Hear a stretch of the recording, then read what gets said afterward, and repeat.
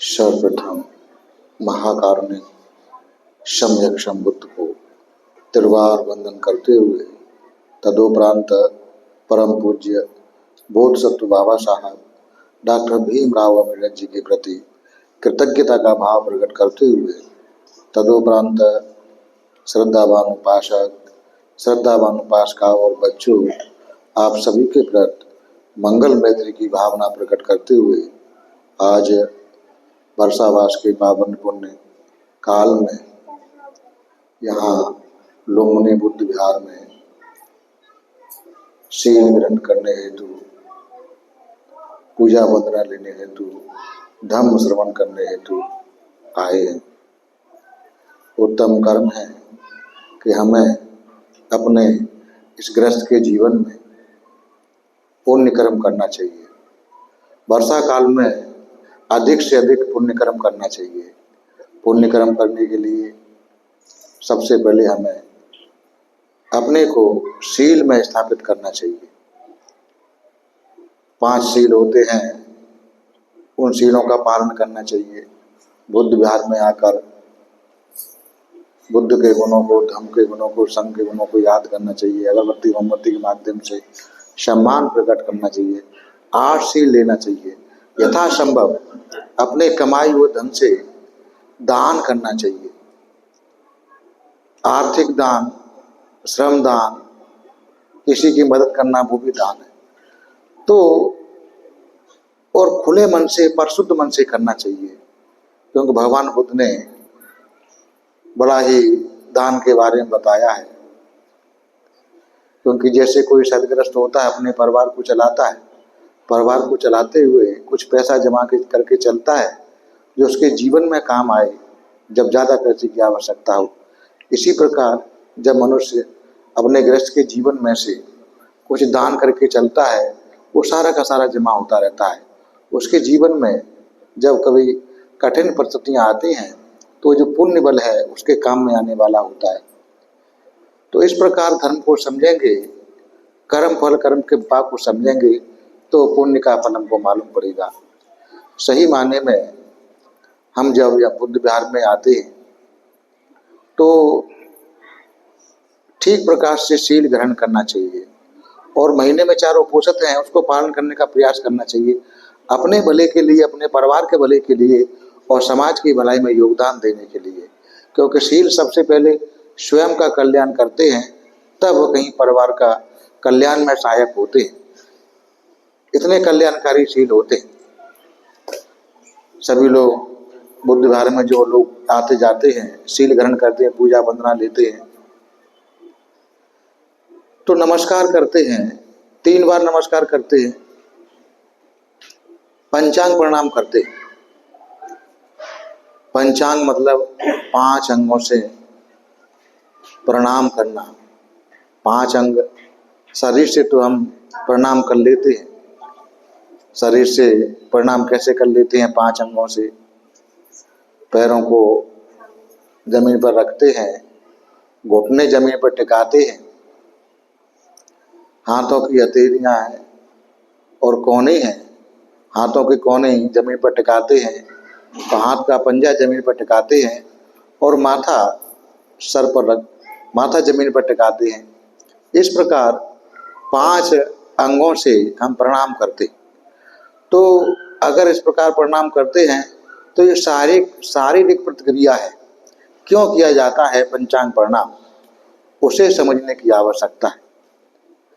जब हम उसको नहीं समझ पाएंगे तो ये केवल एक शारीरिक क्रिया हो जाएगी, लेकिन उसका कारण क्या है, क्यों किया जाता है, क्यों करना चाहिए, इसको समझना बहुत जरूरी है।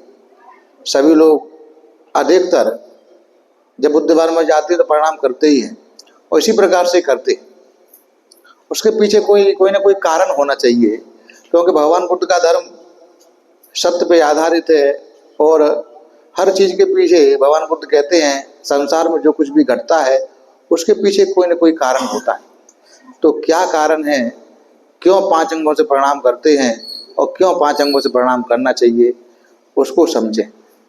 कैसे समझेंगे? शारीरिक क्रिया के अलावा ये जो पंचांग प्रणाम है, ये 5 अहंकारों के त्याग का संकेत करता है। जब हम बुद्ध विहार में आए और बुद्ध को वंदन करें, धम्म को वंदन करें, संघ को वंदन करें या शील ग्रहण करें, तो 5 प्रकार के अहंकार का त्याग करना चाहिए। वही 5 प्रकार के अहंकार हैं जो हमको नीचे की गति में लेके जाते हैं, हमें अवनति का रास्ता दिखाते हैं। हम पिछड़ते हैं, परिवार पिछड़ता है, समाज पिछड़ता है। क्यों? क्योंकि 5 प्रकार के अहंकारों को पकड़े रहते, उसका त्याग नहीं कर पाते, उनको हम छोड़ते नहीं हैं। जब यहाँ बुद्ध विहारों में 5 अंगों से प्रणाम करते हैं, लेकिन केवल शारीरिक की क्रिया करते, शारीरिक क्रिया है लेकिन मानसिक क्रिया को नहीं कर पाते। भगवान बुद्ध का धर्म मन और शरीर पर आधारित, सबसे पहले मन पर आधारित है, शरीर पर बाद में है। भगवान बुद्ध ने जब धम्मपद की प्रथम 2 गाथाओं में कहते हैं कि मन ही सारी प्रवृत्तियों का अगुआ होता है, तो जो कुछ करने वाला है वो मन होता है। तो मन में जो 5 प्रकार के अहंकार हैं उसको त्याग करना चाहिए। यानी पैरों को हम जमीन पर टिकाते, पंजे के भर पैरों को रखते हैं, तो क्या है, किसका संकेत करता है? यानी जाति का अहंकार। जाति माने जन्म का अहंकार, उसका त्याग करते हैं। इस प्रकार का मन में भाव होना चाहिए। क्योंकि जाति का अहंकार क्या है? मैं बड़ा हूं, मैं बड़ा हूं, ये बड़प्पन का बड़ा ही अहंकार होता है। फलाने कुल में पैदा हुआ हूं, इसका बड़ा ही अहंकार होता है। इसमें, इसके बंधनों में व्यक्ति जकड़ा रहता है जन्म के अहंकार के कारण। तो जब बुद्ध विहारों में आए तो पहला अंग जो हम पैरों को जमीन पर टिकाते हैं, पंजों को, पैरों के पंजों को, तो जाति के अहंकार का त्याग करते हैं। दूसरा जो अहंकार है वो वर्ण का अहंकार है। वर्ण, मैं बड़ा सुंदर हूं, मेरा अच्छा रूप है, इस प्रकार का मन में भाव होता है, तो एक वर्ण का भी अहंकार है। तो उसको जब हम घुटनों को जमीन पर टिकाते हैं, पैरों के घुटनों को, तो वर्ण का अहंकार का त्याग करते। तीसरा जो है, जब हम हाथों की कोहनियों को जमीन पर टिकाते हैं, तो वह धन के अहंकार का त्याग है। मैं बड़ा धनवान हूं, मैं इतना पैसे वाला हूं, इतनी संपत्ति वाला हूं। तो जो धन का अहंकार करने वाले लोग हैं, बुद्ध विहारों में आकर उस धन के अहंकार का त्याग करना चाहिए। चौथा, जब हाथों की पंजों को, हथेलियों से पंजों को जमीन पर टिकाते हैं, तो क्या है, पद के अहंकार का त्याग है। मैं फलाना अधिकारी, मैं फलाना मंत्री, मैं ढिकाना इतना बड़ा पद पर रहने वाला, ये बहुत बड़ा अहंकार है। तो उस अहंकार का विहार में आकर त्याग करना चाहिए। चौथा। पांचवा, जब माथे को हम जमीन पर लगाते हैं, तो इसका मतलब ये है कि आदमी अपने ज्ञान का बड़ा अहंकार होता है। बहुत सारे लोग अपने ज्ञान को इतनी शेखी बघाड़ते हैं कि मेरे जैसा विद्वान कोई नहीं है, बहुत बड़ा ज्ञानी समझते हैं, तो ज्ञान का अहंकार पाल लेते हैं। तो बुद्ध विहारों में आकर उस ज्ञान के अहंकार का भी त्याग करना चाहिए। सही माने में अगर हम 5 अहंकारों को त्याग कर पाते हैं तो हम धर्म की ओर चल पड़ते हैं। लेकिन अधिकतर लोग ऐसा नहीं कर पाते, एक शारीरिक क्रिया को पकड़ते हैं, उसी मान के चलते हैं और 5 अंगों से प्रणाम कर लेते हैं। क्या कारण है वो नहीं समझते। इसीलिए देखा है हमने समाज में कि समाज में इतना असंगठन है, संगठन नहीं है, असंगठन है। कहीं भी समाज संगठित नहीं। समाज की छोड़ो, परिवार भी संगठित नहीं है। जब परिवार संगठित नहीं है, समाज कैसे संगठित होगा। समाज संगठित होगा तभी हम अपने हक अधिकारों की बात को दूसरे तक पहुंचा पाएंगे, मैत्री भावना का विकास कर पाएंगे। लेकिन किस कारण नहीं हो पा रहा है? ये 5 प्रकार के अहंकार में मनुष्य, अधिकतर मनुष्य जी रहे हैं। किसी को अगर ज़्यादा पैसा हो गया, समाज का व्यक्ति है, तो उसे पैसे का अहंकार हो गया, और उस पैसे के अहंकार में इतना डूबा हुआ है, सारे लोग उसे तुच्छ लगने लगते हैं, मैत्री नहीं करता है। किसी कोई ज़्यादा पढ़ लिया तो ज़्यादा ज्ञान अर्जित कर लिया, उसे ज्ञान का अहंकार हो गया। ज्ञान के अहंकार के कारण समाज से कट जाता है, सबको तुच्छ समझता है, इसलिए समाज से दूर कटने का काम करता है, नीचहीन समझता है समाज को। उसी समाज से निकला हुआ और उसी समाज को इस प्रकार देखता है।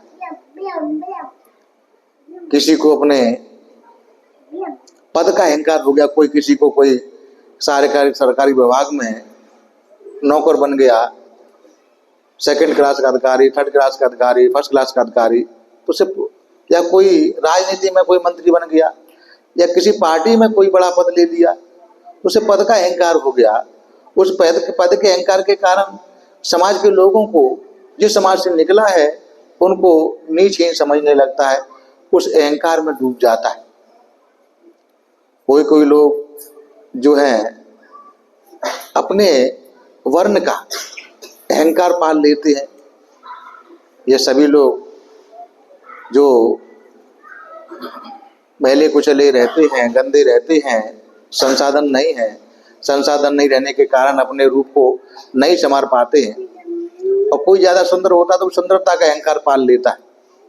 उस अहंकार के कारण उसका वर्ण खिला हुआ होता है, उसके कारण दूसरों को वो नीच समझने लगता है। तो इस कारण ये विसंगतियाँ पैदा होती हैं।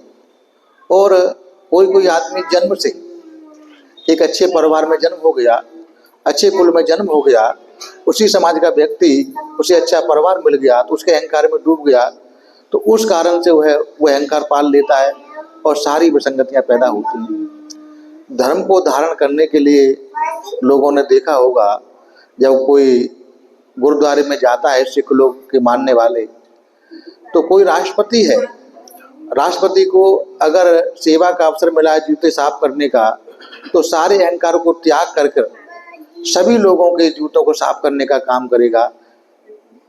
सारे अहंकार को त्याग देते हैं। और लिया कहाँ से है? हमारे धर्म से लिया है, लेकिन हमारे धर्म के मानने वाले लोग अहंकार में डूब गए। इसलिए आज हम संगठित नहीं हैं, हमारे ऊपर अन्याय, अत्याचार होते रहते हैं, लोग दबाते सताते रहते हैं, कुचलते रहते हैं। आपस में इतनी बेमनस्ता फैली हुई है, मैत्री भावना है ही नहीं सही माने में। परिवार में भी विसंगतियाँ हैं, समाज में भी विसंगतियाँ हैं, लेकिन कल्याण होगा हमको एक रहने से। क्योंकि बाबा साहब ने हमको नारे दिए, 3 शिक्षाएं दी। वो क्या दी? शिक्षित बनो, संगठित रहो, संघर्ष करो। आज समाज शिक्षित बनने की ओर तो काम कर रहा है, थोड़ा बहुत जो भी कर पा रहा है, लेकिन संगठित होने के लिए वो काम नहीं कर पा रहा है। जब संगठित नहीं हो पाएगा तो संघर्ष क्या खाक कर पाएगा? संघर्ष हो ही नहीं सकता। इसी प्रकार भगवान बुद्ध ने भी हमको 3 शिक्षाएं दी। वो क्या दी? शीलवान बनो, प्रज्ञावान बनो, समाधिवान बनो। शीलवान बनो, समाधिवान बनो और प्रज्ञावान बनो। तो कहने को तो हम ये सारा कुछ बुद्ध विहारों में आकर पढ़ते हैं, बोलते हैं, भाषण भी करते हैं, लेकिन क्या शीलवान हो पा रहे हैं सही मायने में? जब शीलवान नहीं हो पा रहे हैं तो समाधिवान नहीं हो पाएंगे, और समाधिवान नहीं हो पाएंगे तो प्रज्ञा जागृत नहीं हो पाएगी। तो कैसे हम धर्म के रास्ते चल पाएंगे? कैसे अपना कल्याण कर पाएंगे? कैसे परिवार, समाज के कल्याण, परिवार के कल्याण में भूमिका निभाएंगे, समाज के कल्याण में भूमिका निभाएंगे, जब हम धर्म को ठीक प्रकार से समझ नहीं पाएंगे? तो धर्म को समझने के लिए सबसे पहले आवश्यकता है 5 प्रकार के अहंकार को त्याग करना। परिवार में अच्छा माहौल देने के लिए, परिवार को संगठित करने के लिए 5 प्रकार के अहंकारों को त्याग करना, समाज में एकता का सूत्र स्थापित करने के लिए 5 प्रकार के अहंकारों को त्याग करना। और जो 5 प्रकार के अहंकारों को त्याग करेंगे तो जीवन में सुख समृद्धि को प्राप्त होंगे, बहुत सारा कल्याण सधेगा, उत्तम मंगल होगा। जब तक अहंकार साथ में रहेंगे तो हम अवनति के रास्ते खोलते जाएंगे। एक छोटी सी कहानी के माध्यम से भगवान बुद्ध की शिक्षाओं को आधार बनाकर कितना बल एकता में होता है, कैसे हम बड़ी से बड़ी मुसीबत से बाहर निकल जाते हैं और कैसे मुसीबत में फंस जाते हैं जब एकता नहीं होती। तो भगवान बुद्ध ने धर्म को बताने के 9 प्रकार के तरीके बताए। उसमें एक तरीका है जातक कहानियों के माध्यम से। भगवान बुद्ध के जीवन के पूर्व के बोधिसत्व के रूप में जो जीवन की 547 कहानियां हैं, उसी में से एक कहानी है, उसमें कहानी सीख देने के लिए है। कहानी से हमें शिक्षा मिलती है। और कहानियों में जो पात्र होते हैं, चिड़िया भी होती है, जानवर भी होता है, पक्षी भी होता है, पेड़ भी होते हैं, घास भी होती है, विभिन्न प्रकार के जानवर होते हैं। वो सभी लोग जो पात्र हैं मनुष्य की भाषा बोलते हैं। तो यहाँ हमको उलझना नहीं चाहिए कि कैसे कोई पक्षी मनुष्य की भाषा बोल सकता है, कैसे कोई जानवर मनुष्य की भाषा बोल सकता है, कैसे कोई वृक्ष मनुष्य की भाषा बोल सकता है, कैसे कोई घास मनुष्य की भाषा बोल सकता है। बात सही है, वैज्ञानिक दृष्टि से यह संभव नहीं है, लेकिन जो कहानियां हैं हमको कोई शिक्षा देती हैं, कोई सीख देती हैं। जो शिक्षा मिलती है उस पर हमें अपना ध्यान केंद्रित करना चाहिए। ऐसा नहीं करना चाहिए अरे ये तो ढोंग पाखंड है, लोग झूठा बताने का काम कर रहे हैं। जानवर कहाँ बोलता है मनुष्य की भाषा? ऐसा समझना चाहिए कि कोई एक माँ है, अपने बच्चे के लिए खीर बनाए, बड़ी स्वादिष्ट खीर बनाए, शुद्ध दूध की खीर, और उसमें तमाम प्रकार के मेवा मिष्ठान डाले, सभी प्रकार के फ्रूट्स जो ड्राई फ्रूट्स होते हैं, किशमिश, मखाने, बादाम, जो भी जितने रहते हैं सभी प्रकार के डाले, और उसमें सुगंधी के लिए इलायची के दाने भी डाल दे, और खीर बनाकर अपने बच्चे को कहे कि लो बेटा, ये मैंने शुद्ध दूध की खीर बनाई है, बड़ा ही पौष्टिक खीर है, स्वादिष्ट खीर है, इसका सेवन करो। बच्चे के सामने माँ खीर रखती है, बच्चा देखता है कि खीर में काले काले इलायची के दाने, और जो कुछ उसे पसंद नहीं है तो वो नहीं खाता, कि नहीं नहीं मैं नहीं खाऊंगा, ये काले काले इलायची के दाने हैं, मैं नहीं खाऊंगा, नहीं खाऊंगा, बार बार मना करता है। माँ कहती है प्रेम से कि बेटा, कि अगर तुमको जो इसमें इलायची के दाने अच्छे नहीं लग रहे, निकाल के बाहर फेंक दो, जो कुछ बाकी तो खाओ। वो बच्चा क्या करता है कि वो इलायची के दाने निकाल कर नहीं फेंकता, खीर ही पूरी फेंक देता है, अपना अमंगल करने का काम करता है। तो इसी प्रकार जो कुछ हमको धर्म में इलायची के दाने जैसे मालूम पड़ते हैं, उन्हें हम निकाल के किनारे रख देना चाहिए, लेकिन जो कुछ ग्रहण करने वाला है उसे ग्रहण करने का काम करना चाहिए, जिससे हमारा मंगल सधे। तो भगवान बुद्ध की जो इतनी उत्तम स्वादिष्ट खीर है, कितनी पौष्टिक खीर है, जो हमें बल देने वाली है, मानसिक बल देने वाली है, शारीरिक बल देने वाली है। अगर उसमें कुछ इलायची जैसे दाने लगते हैं जो आपको पसंद नहीं है तो उनको निकाल के किनारे रख सकते, लेकिन जो स्वादिष्ट है, जो पौष्टिक है, उसे सेवन करने का काम करना चाहिए। तो हम कहानी के माध्यम से एकता की शक्ति को बताने का प्रयास करेंगे, जिसमें बोधिसत्व एक जो चिड़िया है उनके चिड़ियों के समूह के राजा होते। बहुत सारी चिड़िया का समूह है, उसके मुखिया होते। हजारों की संख्या में चिड़ियों का समूह, उसको वो संचालित करते हैं। सभी चिड़िया उनके बात को मान के चलती हैं और बड़ी एकता के सूत्र में जीते। शिकारी जब कहीं दाना डालता है, जाल बिछाता है उन्हें पकड़ने के लिए, तो वो सभी जाल में फंस जाते हैं। तब बोधसत्व कहते हैं घबराओ नहीं, घबराने की आवश्यकता नहीं है। अगर फंस गए हो तो धैर्य रखना है, धैर्य रखना है और हम जैसे कहें वैसे ही सबको एक साथ उड़ना है। किसी को आगे नहीं उड़ना है, किसी को पीछे नहीं उड़ना है, एक साथ उड़ के चलना है। तो बोधसत्व बोलते थे उड़ो। जाल में फंसे हुए सभी पक्षी एक साथ उड़ते थे, जाल को उड़ा के ले जाते थे।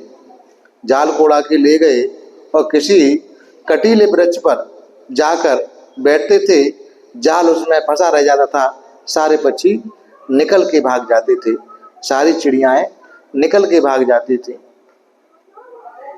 शिकारी जब जब प्रयत्न करता उन्हें पकड़ने का, जाल बिछाता, दाना डालता और तब तक वो उसको जाल को लेकर उड़ जाते थे। उस जाल को प्राप्त करने के लिए उसे काफी संघर्ष करना पड़ता था और बड़ी मुश्किल से अपने जाल को वो ला पाता था। कांटों में फंस गया, बड़ी मुश्किल से निकालता था, परेशान होता था। उसकी जो गृहिणी है उसे ताने देती थी कि तुम्हें इतने दिन हो गए और तुम शिकार नहीं कर पा रहे हो, नहीं पकड़ पा रहे हो। तब वो कहता है प्रिय मैं क्या बताऊं, मैं इतने दिन से लगातार प्रयास कर रहा हूं, लेकिन उनकी एकता है, उस एकता के कारण मैं असफल हो रहा हूं और हैरान परेशान हो रहा हूं। वो सभी चिड़िए हमारे जाल को लेकर उड़कर चले जाते हैं और कांटे के वृक्ष पर डाल देते हैं, तो जाल को ही लाने में मेरा पूरा समय लग जाता है। लेकिन मैं भी हार मानने वाला नहीं हूं, कभी न कभी तो उसमें फूट पड़ेगी, तब मैं अपने उद्देश्य में सफल होऊंगा और तब इनका मैं नाश करूंगा।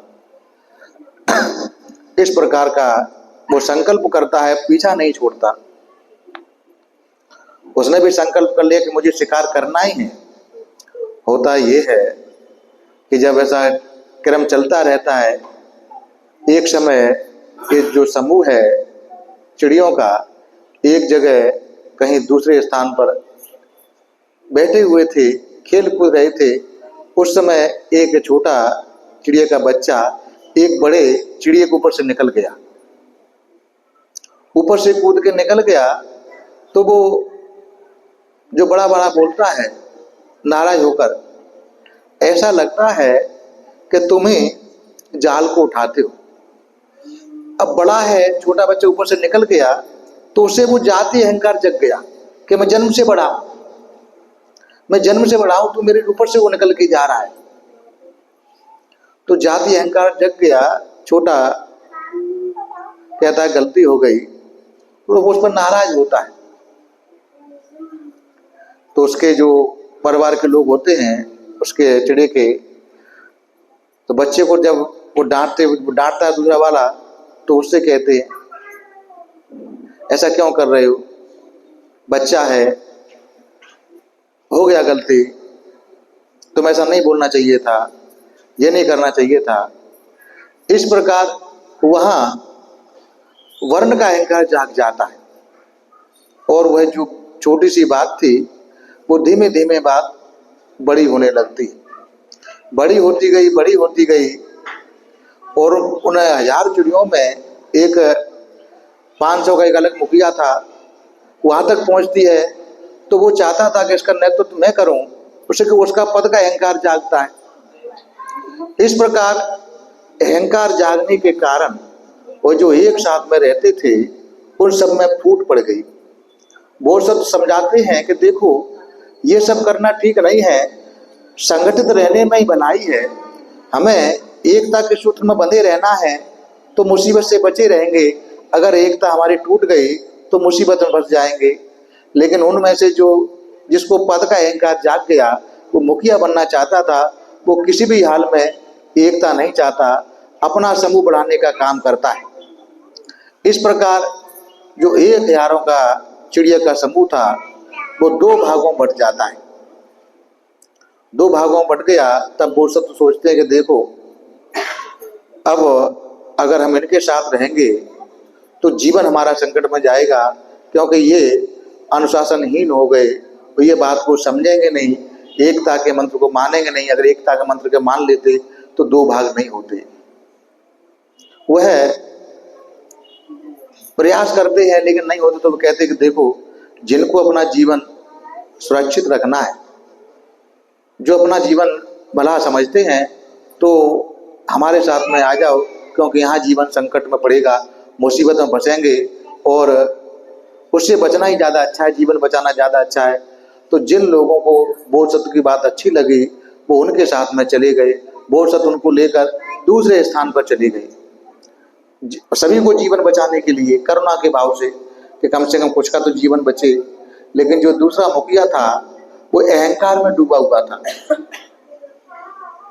पद का अहंकार आ गया, वो नहीं जाता है। उधर वो शिकारी जो है पकड़ने वाला दाना डालता है, जाल बिछाता है और ये चुंगने जाते हैं, जाल में फंस जाते हैं। तो जैसा बोधसत्व ने बताया था उस आधार पर ये कहते चढ़ो, उड़ो, तो वो उनमें से कहते कि तू पहले उड़, वो कर उड़ो, तू पहले उड़, उड़ो, तू पहले उड़। इस प्रकार एक दूसरे पर डालने का काम करते हैं कि तुम पहले उड़ो, तुम पहले उड़ो, तुम पहले उड़ो। बोधसत्व का जो सूत्र था एक साथ में उड़ना है तो संकट से बचेंगे, जाल को उड़ा के ले जाएंगे। लेकिन जो मुखिया था दूसरा वो मंद बुद्धि का था, पद का अहंकार के कारण पहले तुम में कोई नहीं उड़ा और सभी 500 के 500 जाल में फंस गए। उन 500 को लेकर शिकारी आता है बड़ा खुश होकर, अपनी पत्नी के पास जाता है कि देखो आज मैं अपने उद्देश्य में पूरा हुआ, ये इनमें फूट पड़ी, तो आज मैं इतने को शिकार करके ले लाया, आज मैं इनको बेचकर बाजार करूंगा, इनका मांस खाऊंगा और पैसे कमाऊंगा। तो हमारा समाज अभी इसी हालत में है। चिंतन मंथन करके देखेंगे तो वही अवस्था है। हमको 5 प्रकार के अहंकार परेशान कर रहे, और सही माने में वो अहंकार हमारी हानि कर रहे हैं, दूसरे की हानि बाद में करेंगे। अहंकार पहले स्वयं की हानि करता है, उसका विचार नहीं कर पाते। तो उन अहंकार को त्याग कर सही माने में भगवान बुद्ध को जैसे बंधन करते हैं 3 बार, धम्म को बंधन करते हैं 3 बार, संघ को बंधन करते हैं 3 बार, शील ग्रहण करते हैं 3 बार। तो धर्म को धारण करने के लिए जो हम पंचांग प्रणाम करते हैं, तो 5 प्रकार के अहंकारों को त्याग कर जीवन में आगे बढ़ने का काम करें और मैत्री भावना बढ़ाते हुए संगठित होने का काम करें। अहंकार का त्याग करेंगे तब संगठन की ओर बढ़ पाएंगे, तब मैत्री हो पाएगी, तब हम अपना भला कर पाएंगे, अपने परिवार का भला कर पाएंगे और समाज की भलाई में अपना योगदान दे पाएंगे। तो इस प्रकार जीवन जिएंगे तो कल्याणकारी होगा। आज आप लोगों ने श्रद्धा पूर्वक इस बुद्ध विहार में बुलाकर शील ग्रहण किए, पूजा वंदना ली, धम्म श्रवण किया, इस प्रकार बहुत सारे पुण्य संचय किए। ये सभी पुण्य आप लोगों के जीवन के सुगति प्रगति में सहायक हों। ये सभी पुण्य के बल से आप सभी लोगों के जीवन से सारे प्रकार की आपत्ति विपत्ति, सारे प्रकार की विघ्न बाधा दूर हो जाए, धन संपत्ति की वृद्धि हो, अहंकार टूटे सभी लोगों का और उन्नति के रास्ते पर लगें, एकता के सूत्रों बंधे, ऐसी कामना करता हूँ और अपनी वाणी को विराम देता हूँ। सबका भला हो, सबका मंगल हो, सबका कल्याण हो। भवतु सब मंगलम, भवतु सब मंगलम, भवतु सब मंगलम।